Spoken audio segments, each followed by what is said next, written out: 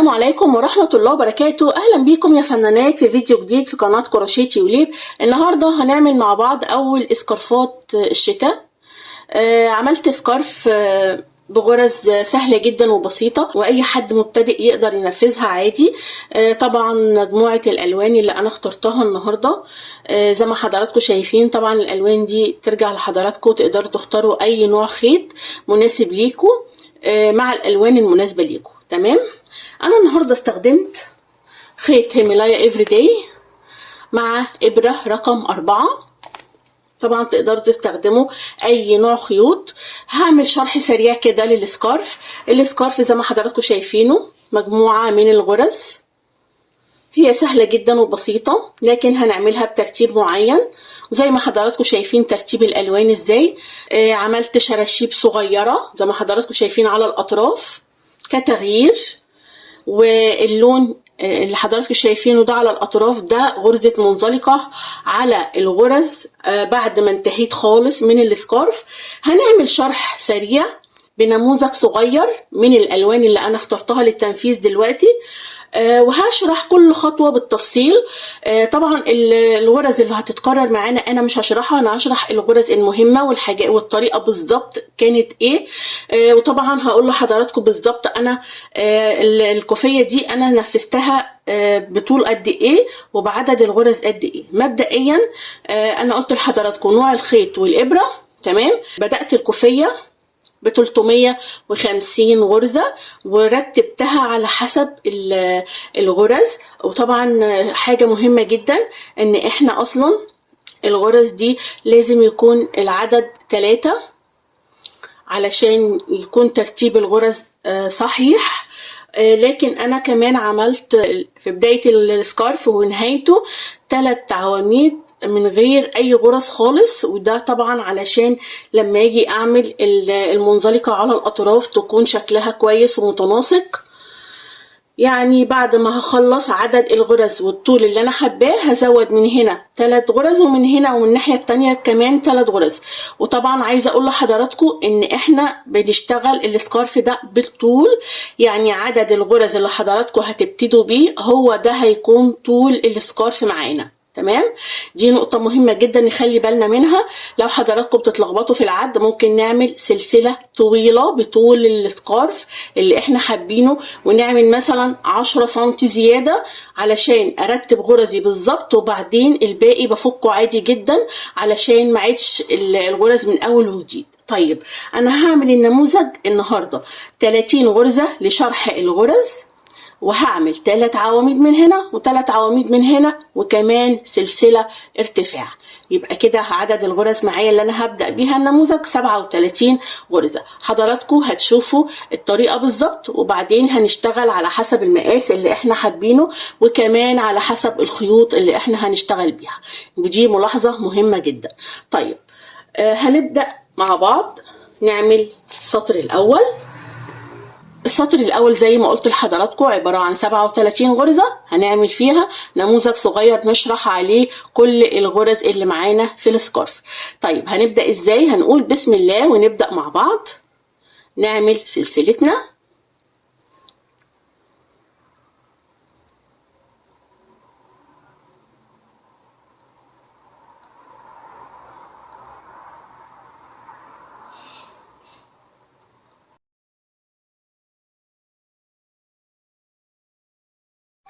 انا هنا عملت سلسلة البداية، ده النموذج اللي هشرح عليه. طبعا في ملاحظة مهمة جدا جدا نسيت اقولها لحضراتكم في المقدمة، ان احنا لما بنيجي نشتغل السكارف ده طبعا هنشتغله بالطول، فطبعا ضروري جدا سلسلة البداية تكون مريحة معايا في الشغل علشان اطراف السكارف ما تكونش مشدودة من الجهتين. يعني مثلا انا لو هشتغل بإبرة رقم 4 يستحسن اني انا اعمل سلسلة البداية بس برقم 4.5 او 5 لو انا ايدي بتشد الخيط. تمام. دي ملاحظة مهمة جدا.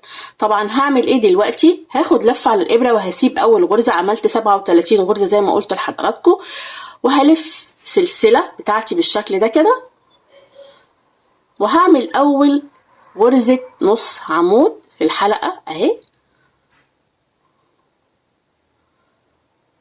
اول غرزة نص عمود الحلقة الخلفية، يعني مش بعمل في طرف الغرزة هنا او هنا، لا بلف السلسلة كده، وفي الحلقات الخلفية دي انا بعمل غرز نص عمود بطول السطر، يعني اول سطر معانا هيكون بغرز النص عمود. هخلص السطر وهنرجع مع بعض. انا انتهيت من السطر الاول اللي هو كله بغرز الحشو.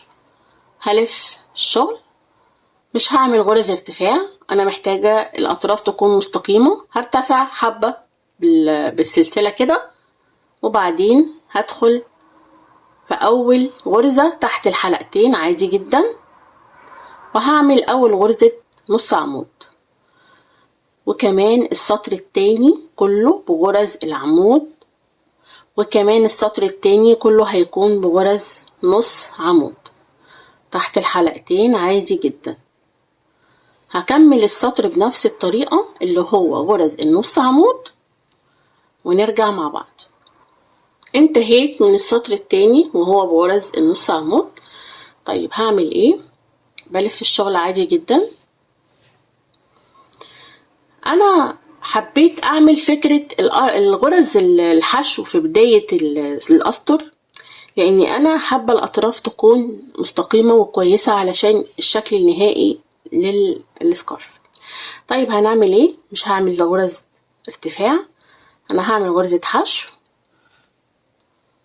كده، وفي الضلع هعمل غرزة حشو، وهكرر 4 مرات.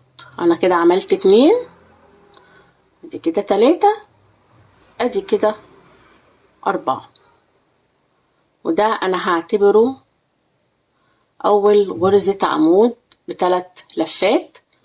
يعني انا مش حابة اعمل سلاسل علشان ما يكونش شكلها مش ظريف. طيب هاخد 3 لفات على الابرة وادخل في الغرزة اللي بعدها، هعمل اول غرزة بعد الارتفاع 3 عمود ب3 لفات بالشكل ده كده زي ما حضراتكم شايفين، 3 لفات، وبدخل في الغرزة تحت الحلقتين عادي، واسحب الخيط لفة واطلع من اول حلقتين، لفة واطلع من اول حلقتين، لفة واطلع من التالتة، وادي الرابعة. تمام. طيب احنا اتفقنا ان في هنا 3 غرز، والناحية التانية 3 غرز انا مش هعمل عليهم الغرز كده. انا هبتدي لسه اعمل الغرزة بتاعتي اللي انا قلتلكوا عليها، اللي هي دي اللي على الاطراف. تمام. غرزة سهلة جدا ما فيهاش اي حاجة صعبة، هي عبارة عن غرزة جيراني لكن ب3 عمود بلفة. تمام. هاخد 3 لفات كده بالشكل ده، واسيب غرزة والتانية، وادخل في التالتة اعمل اول عمود ب3 لفات اهو، 3 لفات على الابرة، وادخل في نفس المكان اعمل العمود رقم 2، 3 لفات وادخل في نفس المكان واعمل العمود رقم 3 بالشكل ده كده.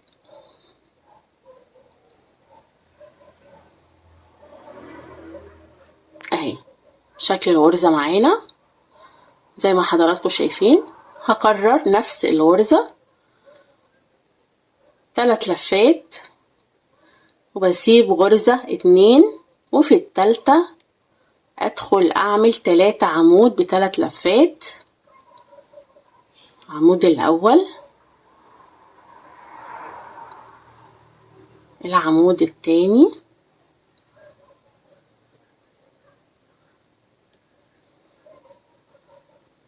العمود رقم 3.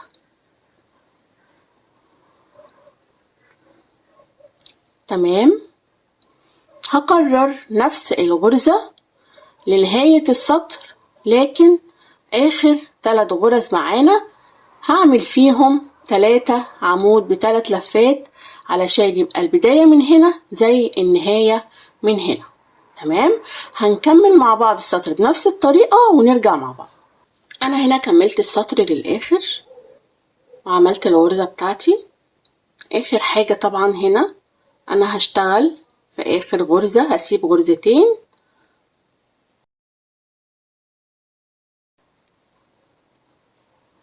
هشتغل في اخر غرزة عمود ب3 لفات. نخلي بالنا من اول غرزة واخر غرزة، لو بنتلخبط نعلمهم. طبعا انا علشان بعمل النموذج ده كده هيكون مظبوط معايا، لكن نبقى نعمل العدد مظبوط واحنا بنعمل السكارف بالطول. طيب السطر اللي بعد كده هيكون ايه؟ هيكون بغرز الحشو، لكن كل غرزة حشو هنعملها انا هعملها على المقلوب مش على العدل، لاني انا هنا وانا بغير الخيوط وبغير وببدل الالوان انا اشتغلت كل الكوفية على الوش، يعني كل غرزة عمود كنت بعملها او غرزة في كنت بعملها على عدلة العمود بلفة مش على الظهر، لاني انا كده كده بغير الخيط، فكنت ببدأ من نفس المكان اللي ببدأ منه السطر في كل مرة. يعني انا هنا لو دي بداية السطر بتاعي، بعد ما بخلص السطر للآخر من الجهة التانية بقص الخيط وببدأ من نفس المكان. هعمل كل الأسطر كده لو أنا هشتغلها ألوان وهعملها متعددة الألوان زي ما أنا عاملاها، يبقى أنا هشتغل بنفس الطريقة. إنما غرزة الحشو أنا عايزاها على الظهر لأن بيكون لها شكل غير الوش خالص. تمام؟ طيب هنكمل إزاي؟ كده كده ترتيب الشغل معايا هنا غرزة الحشو على الظهر من غير أي ارتفاعات، برتفع حبة صغيرة بالخيط وبدخل في أول غرزة بعمل غرزة حشو. كل غرزة هتقابلني هعمل فيها غرزة حشو، وخلي بالي من العدد وأظبط غرزي علشان سكارف يطلع مظبوط معايا.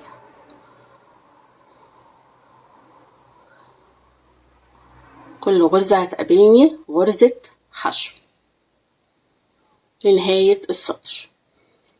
أنا هنا انتهيت من غرزة الحشو زي ما حضراتكم شايفين شكلها، ودي الغرزة شرح الغرزة اللي معانا على الأطراف اللي هي في الطرف ده وفي الطرف في الجهة التانية.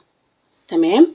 طيب علشان بس نشوف مع بعض تبديل الخيوط، أنا هقص الخيط وهجهز لون تاني هشتغل بيه علشان بس نشوف مع بعض تبديل الخيوط، وهنبدأ شرح الغرز اللي في المنتصف، وبعدين غرز الأطراف هتكون تكرار للغرز دي، لكن هشرح لحضراتكم ترتيب الألوان بسرعة علشان ما اطولش عليكم وقت الشرح، وكمان علشان تعرفوا تطلعوها بنفس الترتيب كده. هقول لحضراتكم أنا اشتغلت عدد الأسطر ازاي.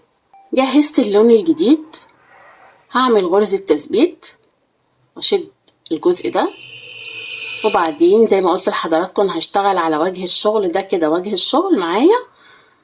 هدخل هنا في اول غرزة هسحب اللون الجديد بالشكل ده كده، هعمل غرزة تثبيت عادية جدا مش هتبان. هشتغل ازاي؟ هنا هعمل ارتفاع غرزة العمود وانا واخدة خيط البداية هاخده كده معايا تحت غرزة الحشو عشان يثبت اكتر. هعمل غرزة حشو وبعدين هدخل في الضلع التاني كده اعمل غرزة حشو بالشكل ده كده. تمام؟ وبعدين هاخد لفة على الابرة واعمل الغرزة اللي بعدها عمود بلفة، والغرزة اللي بعدها كمان عمود بلفة. نخلي بالنا من بدايات السطر لما نيجي نشتغل الكوفية بالطول. انا هنا بس علشان الشرح مش مرتبة الغرز قوي. تمام؟ بس انا شرحت لكم الاساس هيكون ازاي. طيب هنعمل ايه بعدها؟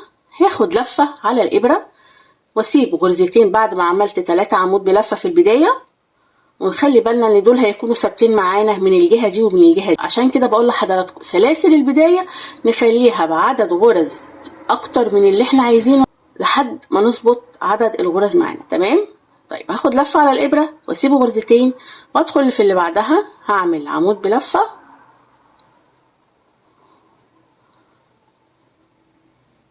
بالشكل ده، وبعدين سلسلة، وبعدين عمود بلفة، غرزة في بالشكل ده كده. لفة على الإبرة واسيب غرزتين وادخل في التالتة هعمل عمود سلسلة، عمود في نفس المكان. كل السطر هشتغله بنفس الطريقة، لف على الإبرة واسيب سلسلتين وادخل في التالتة، هعمل عمود، سلسلة، عمود بطول السطر. هشتغل كده بطول السطر. كده انا خلصت السطر وانهيته زي ما شرحت لحضراتكم الغرزة. طيب هنشتغل ازاي؟ هعمل غرزة واقص الخيط بالشكل ده كده، وهبدل اللون. طبعا كل خيوط التنظيف دي سهلة التنظيف جدا جدا بإبرة التنظيف البلاستيك. كل اللي احنا شايفينه ده هيكون تمام معانا. طيب هشتغل ازاي؟ نفس السطر ده هشتغله بالظبط، مفيش اي اختلاف. هدخل في اول غرزة عملتها، طبعا زي ما قلت لحضراتكم انا بشتغل على الوش، على وش الشغل. تمام. هاخد لفة كده، هاخد سلسلة تثبيت في نفس المكان، هدخل اعمل غرزة حشو، وبعدين في الضلع هعمل غرزة حشو يعني ارتفاع العمود، واللي بعدها هعمل عمود بلفة، واللي بعدها عمود بلفة. وخلي بالي كويس جدا من ترتيب الغرز والعدد. شايفين اتجاه الغرز جاي فين؟ يعني غرزة الفي جاية في المنتصف هنا عن الغرزة اللي تحتها بنفس الترتيب. طيب انا اشتغلت باللون الجديد اهو بداية السطر، لفة على الابرة وهدخل في قلب غرزة الفي وهعمل غرزة في، يعني عمود، سلسلة، عمود بالشكل ده كده. لفة على الابرة وادخل في اللي بعدها اعمل عمود، سلسلة، عمود. هنكرر السطر للنهاية نفس الطريقة. بنيجي في قلب غرزة الفي بنعمل غرزة في، يعني عمود، سلسلة، عمود بالشكل ده كده. هنخلص لنهاية السطر ونرجع نشوف آخر سطر في الغرزة، لأن بعد كده هيكون تكرار لكل اللي احنا عملناه. خلصنا السطر للنهاية، هنبدل اللون.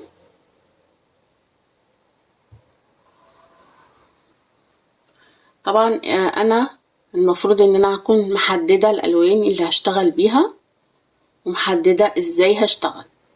يعني انا هنا عملت على الاطراف لون، وبعدين غرزة الفي دي كانت لون، الغرزة اللي بعدها لون، يبقى انا هكرر اللون ده على الاطراف، خلاف طبعا الجزء اللي هيكون في المنتصف.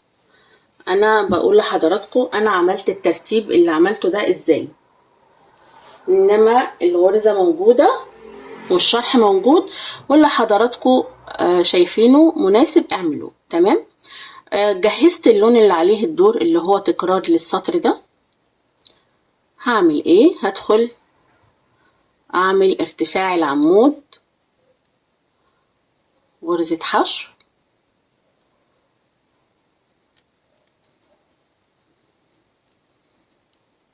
ومن الضلع بعمل غرزة حشو. السطر ده عبارة عن غرزة جراني في قلب غرزة الفي. طب هنشتغل ازاي؟ عملت ارتفاع، العمود اللي بعده عمود، والعمود اللي بعده عمود. ونخلي بالنا من البداية والنهاية لما نبتدي شغل السكارف، لاني انا بشرح زي ما قلت لحضراتكم. طيب هعمل ايه؟ لفة على الابرة وادخل في قلب غرزة الفي، هعمل اول غرزة جراني، 3 عمود بلفة في قلب غرزة الجراني، يعني في قلب غرزة الفي بالشكل ده كده. تمام. لفة على الابرة وادخل في نفس المكان مباشرة في قلب غرزة الفي واعمل 3 عمود بلفة.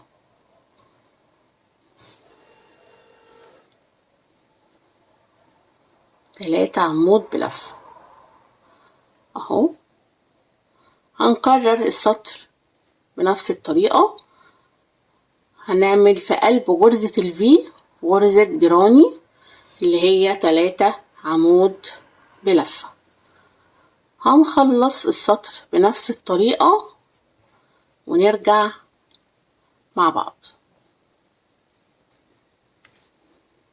كده انا خلصت السطر النهاية، واخر حاجة اشتغلتها غرزة جراني وبعدين عمود وعملت غرزة تثبيت وقصيت الخيط. طيب هكرر اللون اللي هو ده اللي انا عاملاه، بس هكرره ازاي؟ هكرره على الظهر لان انا قلت غرزة الحشو هنعملها على الظهر. شايفين الغرزة؟ هنقلب الشغل كده وهنيجي على الظهر. ممكن واحنا شغالين بناخد الخيط ده معانا علشان هو نفس اللون، مش محتاج اني انا ادخل في العواميد. الابرة بكل بساطة بنلضم الخيط ده في الابرة البلاستيك وبندخل في العواميد كده لحد ما بندريه كويس قوي ونعمل عقدة صغيرة وبعدين نقص باقي الخيط. طيب هنعمل ايه؟ هسحب الخيط بالشكل ده، هعمل عقدة تثبيت. ممكن اخد الخيط ده معايا تحت الشغل كده مع الخيط التاني علشان دول نفس الخيط اللي هشتغل بيه ونفس الخيط اللي قبل كده. طيب هعمل غرزة حشو في نفس المكان من غير اي ارتفاعات، مش عايزة ارتفاعات خالص علشان الاطراف تبقى كويسة ومستقيمة. نعمل غرزة حشو بالشكل ده ونكمل السطر كله بغرز الحشو. غرزة الحشو اللي على الظهر دي كانت هي اخر غرزة في شرح السكارف، وبعد كده بيكون تكرار وهقول لحضراتكم هنشتغل ازاي. بعد كده هنكمل السطر كله بغرز الحشو ونرجع مع بعض. طيب زي ما حضراتكم شايفين ترتيب الغرز وشكلها في النهاية. انا هنا عملت غرزة الحشو ده كله كده زي ما قلت لحضراتكم هيكون تكرار لحد ما اوصل للعرض اللي انا حباه. طيب ببساطة كده ده هيكون شكل السكارف معانا بعد ما انتهي منه. انا هنا عملت الغرز ازاي وترتيب الغرز كان ازاي؟ هقول لحضراتكم. ده طبعا النموذج اللي احنا هنعمل عليه باقي الفينش. تمام. طيب دي الغرزة بتاعتنا اللي انا شرحتها بالتحديد، هي من الجهة دي لان هي الجهتين مش بتختلف لكن انا بعكس الالوان. تمام. طيب ده كده السطر اللي انا اشتغلته اهو، ده كان بداية الشغل. ماشي. عملت لون ولون ولون ولون اللي انا شرحتهم دلوقتي مع حضراتكم. طيب ترتيب الالوان بعد كده بقى والعرض اللي حابين تعملوه براحتكم فيه، لكن انا هنا لما اشتغلت حبيت ان انا اخلي الخيط الاساسي موجود معايا برضو هنا في المنتصف، فعملت هنا في البداية والنهاية الخيط اللي على الاطراف، وطبعا زي ما حضراتكم شايفين عملت جراي في بيج في المنتصف. وكان العدد زي ما حضراتكم شايفين ممكن تاخدوا سكرين علشان لو حبيتوا ترتبوا نفس ترتيب الشغل ونفس العرض اللي انا شغالة بيه ده. تمام. وكمان بعد ما خلصت الجزء اللي في المنتصف انا عملت هنا بالظبط بعد ما عملت اللون ده عملت 2 4 6 7 وكان 7 غرزة اللي هي غرزة حشو. طب انا خلاص كده انا مش عايزة اعمل يعني سطور تانية في المنتصف، انا عايزة خلاص انهي الشغل. فانا قررت نفس ترتيب الالوان اللي انا عملته ده، قررت نفس الترتيب ده الناحية التانية بعد ما عملت الجزء اللي في المنتصف اللي هو من لونين بس. طيب بعدها عملت ايه؟ عكست الشغل. هنا كانت غرزة حشو، طب انا هنا ترتيبي مش غرزة حشو، لكن انا عايزة اعمل نفس الالوان اللي هنا هي هنا، فعملت غرزة الحشو على غرزة الفي اهي زي ما حضراتكم شايفين. عملت غرزة الحشو على غرزة الفي، وبعدها غرزة في، وبعدها في تانية من نفس اللون الاولاني اللي هو بالظبط هنا نفس الترتيب، لكن مختلف شوية الغرز، لكن نفس ترتيب الالوان. تمام. اخر حاجة اشتغلتها هنا كانت غرزة جراني. تمام. وعملت عليها غرزة حشو، لكن الحشو الاخيرة دي انا خلاص خلصت اللون النبيتي. يبقى انا هعمل ايه؟ عملت غرزة الحشو على المقلوب برضو بنفس لون البداية. طب ليه عملتها بنفس لون البداية؟ لاني انا هنا غرزة حشو، وهنا في نفس المكان غرزة حشو، يعني انا عايزة الجزء ده يبقى قد الجزء ده بالظبط. يبقى انا ترتيبي هنا اعمل غرزة حشو، لكن بالعكس في نهاية الاسطر بعد ما رتبت الواني. تمام. بعد ما عملت غرز الحشو بالطول، عملت غرزتي اللي انا عملتها في البداية دي. الله، طب انا عملتها على غرزة نص عمود. طيب ما انا هعمل اصلا غرزة نص عمود في الاطراف، لازم اعمل غرزة نص عمود علشان زي ما شكل هنا الغرز لازم يكون الشكل زي الناحية التانية بالظبط. يعني انا عملت هنا 2 غرزة نص عمود في البداية اهي واضحة مع حضراتكم، وفي النهاية بعد ما عملت الغرزة بتاعتي ما عملتش غرزة حشو، انا عملت غرزة نص عمود على طول، نص عمود ونص عمود. وبعد ما عملت غرزة النص عمود عملت منزلقة في قلب غرزتين النص عمود اللي انا عملتهم. عملت غرزة على العدل وغرزة على المقلوب عادي زي ما الناحية دي انا عاملاها، نفس الطريقة اللي اشتغلت بيها هنا هي اللي قفلت بيها الاسكارف الناحية التانية. تمام. طيب معلش اذا كنت طولت عليكم في الشرح، بس انا بقول لكم كل حاجة بالتفصيل علشان ما يكونش فيه حاجة غايبة علينا. طيب انا دلوقتي هنا شرحت كل الغرز المستخدمة هنا، كل اللي هعمله بعد كده تكرار، مش هعمل حاجة تانية غير تكرار. طيب انا هعمل ازاي الغرزة الاخيرة؟ زي ما قلت لحضراتكم انا هنا انهيت بغرزة الحشو وبدأت في الغرزة الاخيرة، هتكون بنفس الطريقة بالظبط. انا هنا قصيت الخيط لاني طبعا انا هرجع للون الاساسي اللي انا عاملاه على الاطراف. تمام. اللي هو الخيط اللي باللون ده. طبعا زي ما حضراتكم حابين تشتغلوا بالالوان، لكن هترتبوا بنفس ترتيب الالوان. هنعمل نفس التكرار اللي عملناه هنا. طيب انا دلوقتي مش حابه اطول على حضراتكم الشرح، انا عايزه اشرح لحضراتكم غرزه المنزلقه اللي انا عملتها ازاي وكان ترتيبها ازاي. هنقص الخيط مع بعض. انا لقيت خيط المهير درجاته كويسه جدا مع الموديل اللي انا كنت عاملاه ده اهو، انجورا جولد. طيب انا عايزه اعمله على الاطراف. طبعا ما ينفعش ان احنا نعمل فتله واحده، عملته على فتلتين بمنتهى البساطة. جهزت الخيط بتاعي وجيت علشان اعمل غرز المنزلقة على الاطراف. طب هعملها ازاي؟ هشرح لحضراتكم دلوقتي. انا هنا جهزت الخيط فتلتين على بعض زي ما قلت لحضراتكم. طيب انا بجيب الجزء ده اهو. تمام.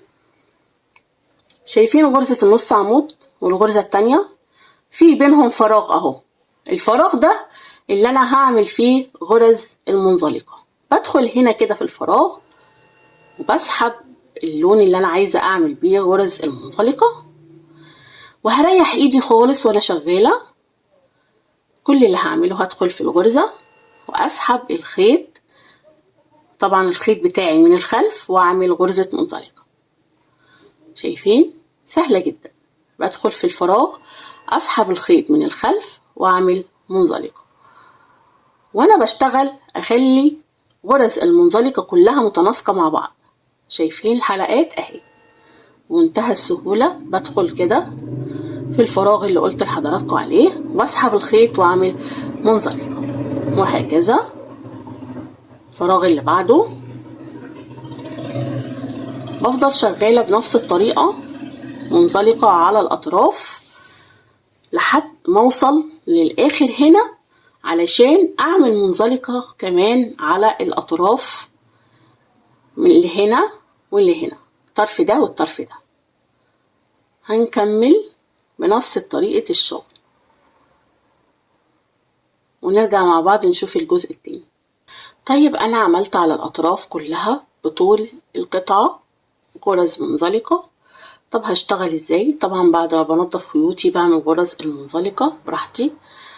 باجي هنا في الغرزة الأخيرة هنا واعمل منزلقة عشان تكون واصلة للآخر. طيب هنا الفاصل بتاع غرزة النص عمود بعمل منزلقة اهو. طبعا هنا وصلت الارتفاع اهو، الارتفاع اللي كان يخص 3 عمود بلفة اهو، اللي هما 4 غرز حشو ورا بعض. طب هعمل ايه؟ هعمل 4 منزلقة في المكان ده، بدخل اهو في المنتصف بكل سهولة اهو، اعمل منزلقة التانية، ادي التالتة، ادي رقم 4. طيب معايا بعد كده ايه؟ غرزة حشو، يبقى انا هعمل غرزة منزلقة واحدة. معايا بعد كده ايه؟ غرزة الفي وارتفاعها اللي هو العمود بلفة، هعمل 2 غرزة منزلقة، 1 2.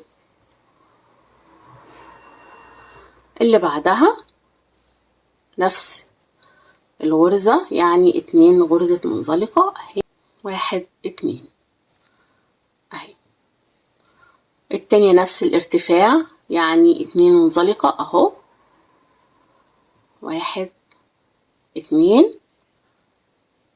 اللي بعدها غرزة حشو، هعمل ايه؟ غرزة منزلقة اهي، علشان يكون معايا بالترتيب بالظبط نفس الارتفاع في الخيوط اهي، ولا هتبقى مشدودة ولا هتبقى ماسكة نفسها ولا حاجة.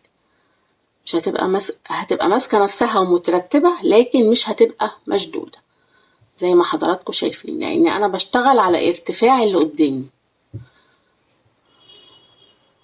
ودي كانت الغرزة معانا النهاردة.